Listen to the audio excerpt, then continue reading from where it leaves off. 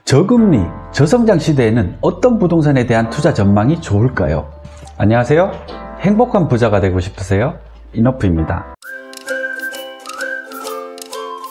문재인 정부는 부동산 투기만은 반드시 잡겠다고 시장을 향해 연일 경고하고 있죠.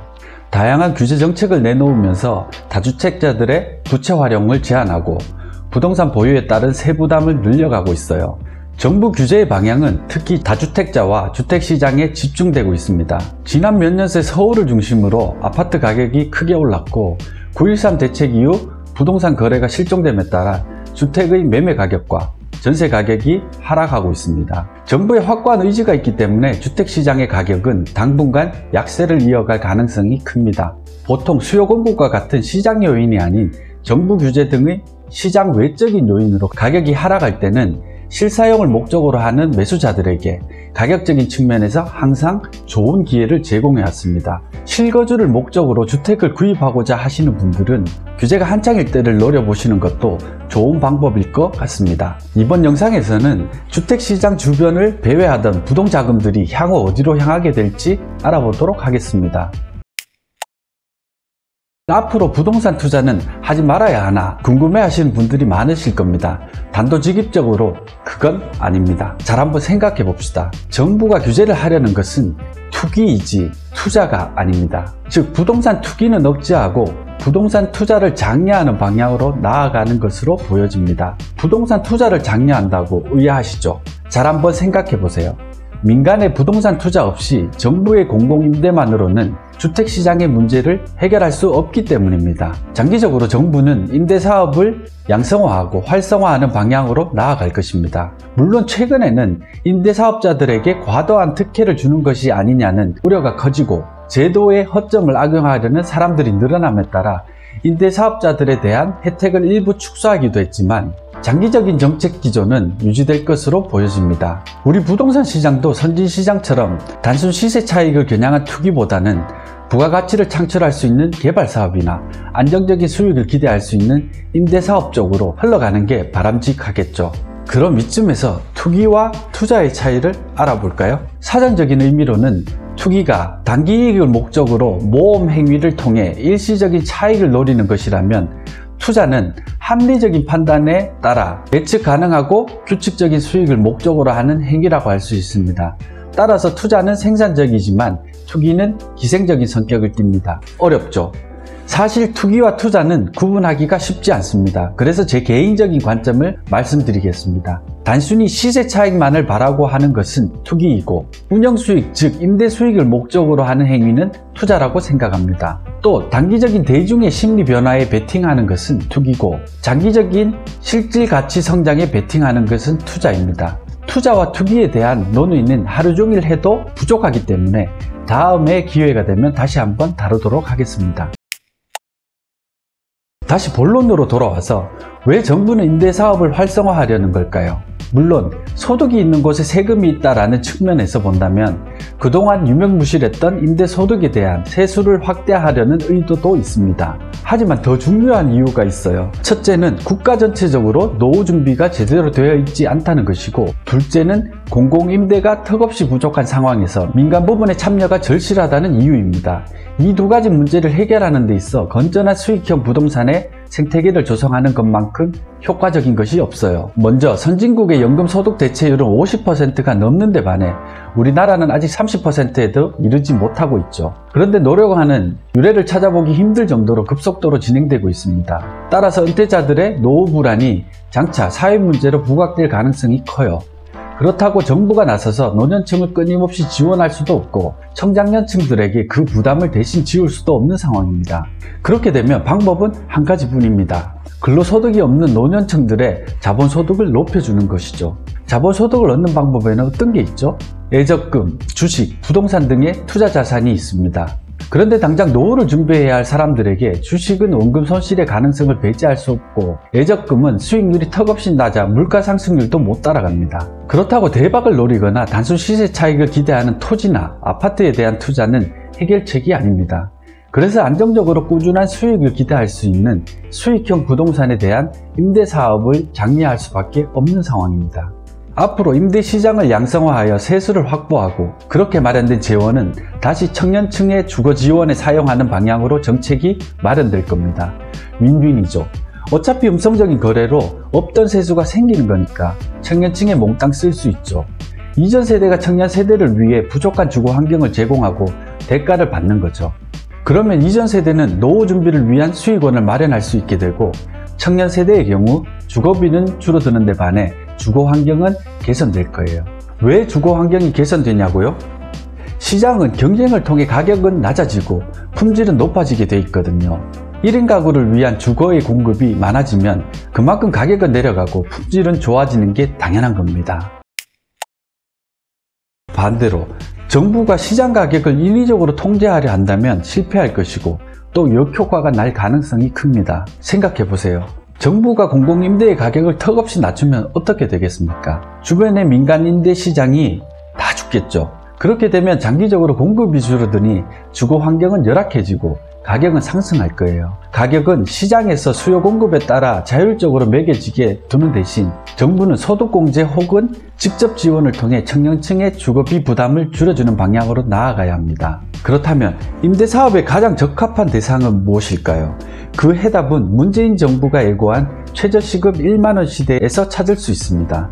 정부 정책은 노동의 가치를 높여 임금 근로자들의 삶의 질을 점차 개선하는 소득주도 성장의 방향으로 나아가고 있습니다. 아주 바람직한 거죠. 그런데 정책의 취지와는 달리 일관성 없고 아마추어적인 실행으로 부작용이 크게 나타나고 있는 것이 문제예요. 이에 관한 논쟁은 이번 영상의 주제와 맞지 않기 때문에 넘어가도록 하겠습니다. 다시 본론으로 돌아와서 시급 1만원 시대가 오면 풀타임 근로자의 경우 최소 월 200만원 이상의 소득이 보장된다는 뜻입니다. 일반적으로 소득의 30% 내외를 주거비로 쓴다고 가정하면 주거비로 60만원 정도의 지출을 감당할 수 있게 되는데 이때 반지하나 고시원 같은 열악한 환경에 있던 1인 가구들이 좀 더 쾌적한 주거 환경으로 이동함으로써 소형 아파트, 오피스텔과 같은 주거용 부동산의 임대 수요가 늘어날 것입니다. 반면 아파트 단지 내 상가나 소규모 근세 상가들의 경우 인건비 부담으로 점차 힘들어질 가능성이 큽니다. 지금도 서울 지역의 아파트 상가의 경우 평당 분양가가 3천만원이 넘어요. 전용 면적 10평 내외의 상가를 분양받기 위해서는 최소 6억 원 이상이 필요하다는 얘기입니다. 대부분 2%대의 수익률을 넘기기 어려워요. 또 임대료 부담을 이기지 못하고 공실은 늘어날 거예요. 지금 주위 아파트 상가를 한번 둘러보세요. 일부 업종의 경우를 제외하곤 임대료를 감당하기 어렵고 수지타산이 맞는 업종을 찾는 것도 쉽지 않습니다. 1층 상가 불패란 말은 이미 옛날 이야기예요. 잠깐만 생각해보면 답은 금방 나옵니다. 여러분도 과거와 달리 일부 편의시설을 제외하고는 대부분의 소비를 온라인이나 대형 마트를 통해 하지 않나요? 결국 수익률도 낮을 뿐더러 공실 위험도 점점 높아지고 있는 상가는 저수익 고위험 투자처가 될 가능성이 높습니다. 앞으로 금리가 오르면 수익형 부동산은 끝이다 라고 말씀하시는 분들이 많아요. 우선 금리가 오른다는 전제부터가 잘못됐어요. 금리 오르기 쉽지 않습니다. 아니 100번 양보해서 금리가 오른다고 쳐요. 금리가 오르면 오히려 수익형 부동산에 더 투자하셔야 해요. 만약 금리가 오르면 시세 차익을 목적으로 전세를 끼고 혹은 대출을 통해 아파트에 투자한 사람들이 더 큰 타격을 입게 됩니다. 실사용 목적이 아니라면 말이죠. 운영수익 즉 임대수익이 없는 상태에서 이자 부담은 커지고 매매가나 전세가는 하락하기 때문이에요. 하지만 수익형 부동산 투자의 경우 임대수익으로 대출이자를 감당할 수 있기 때문에 금리 상승기를 이겨낼 수 있습니다. 그리고 실제 현장에서 보면 50대 이상의 노후 준비를 위한 투자자들의 경우 대부분 대출 의존도가 상당히 낮아요.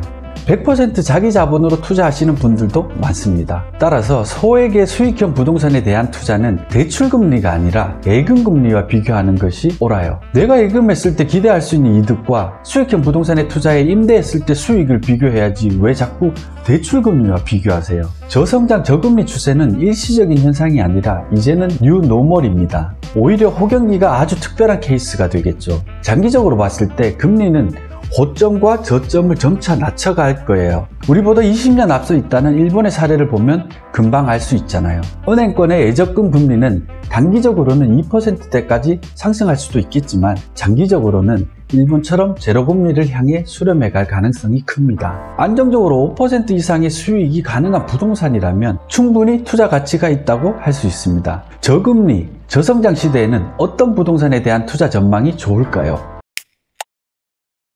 1인 가구는 지속적으로 늘어나고 이들은 직장을 따라 주거지를 수시로 옮깁니다. 출퇴근 시간을 절약해 삶의 질을 높이려 하기 때문에 직주 근접, 즉 직장 주위에 거주하게 될 가능성이 큽니다. 따라서 직장이 많이 위치해 있는 곳의 부동산 전망이 가장 밝다고 할 수 있어요. 앞서 얘기했듯이 1, 2인 가구나 소규모 창업자들의 수요가 풍부한 서울 도심의 역세권 오피스텔이나 지식산업센터에 대한 투자를 고려해 볼 만합니다. 과거 아파트형 공장이 지식산업센터로 명칭이 바뀌었습니다. 지식산업센터에 대한 투자는 다른 영상을 통해 자세히 설명드리도록 하고, 여기에서는 우리에게 친숙한 오피스텔을 예로 들어 설명해 보도록 하겠습니다. 오피스텔은 이미 공급이 많고 수익률은 하락하고 있기 때문에 무조건 망한다 라는 분들이 많아요. 맞아요. 오피스텔의 공급은 늘고 수익은 하락하고 있다는 말 자체는 사실입니다. 그런데 생각해 보세요. 공급이 많다는 것은 수요가 그만큼 많다는 뜻이고, 수익률이 낮아지는 현상은 모든 자산의 공통적인 현상입니다. 만약 은행 예금 금리가 10%라면 10%의 임대 수익조차도 낮은 거죠. 그런데 지금 예금 금리가 어떤가요? 1% 되잖아요. 그럼 5% 이상의 임대 수익을 낼 수 있다면 괜찮은 거죠. 수익률은 상대적인 개념이지 절대적인 개념이 아닙니다. 안정성을 최우선으로 하는 초보 투자자들이라면 투자 범위를 서울의 역세권, 그 중에서도 직장이 밀집된 곳으로 한정해서 투자하시면 실패할 가능성이 줄어듭니다. 막연히 공급이 늘고 있다고 겁낼 것이 아니라 그 속을 자세히 들여다보셔야 해요. 지금 공급되고 있는 오피스텔의 90%가량은 전용 면적이 5평 내외의 초소형들입니다. 이 평형으로 지어야 수익률을 맞출 수 있기 때문이죠. 반대로 소형 아파트와 초소형 오피스텔 사이에 전용 면적 10평 내외의 1인 주거시설 공급은 수요에 비해 턱없이 부족한 상황입니다. 사업성이 맞지 않아 초소형 오피스텔 위주로 공급되고 있기 때문이에요. 앞으로도 서울에서는 5평짜리 오피스텔의 공급은 계속될 가능성이 큰 반면 10평 내외는 공급되기 쉽지 않아 보입니다. 여기에 답이 있습니다. 앞으로 공급이 많이 늘어나기 힘든 10평 내외의 원룸형 오피스텔, 그 중에서도 가격이 저렴해 수익률이 확보되는 곳을 찾아야겠죠. 잘 찾아보시면 기회는 널려 있습니다. 오피스텔 투자를 잘할 수 있는 방법과 실제 사례들에 대해서는 추후에 다시 영상을 찍어 올리도록 하겠습니다. 여러분, 오늘 영상이 도움이 되셨다면 좋아요와 구독 부탁드립니다. 궁금하신 사항은 댓글로 남겨주시면 성실히 답변 드리도록 하겠습니다. 여러분, 행복한 부자 되세요. 고맙습니다.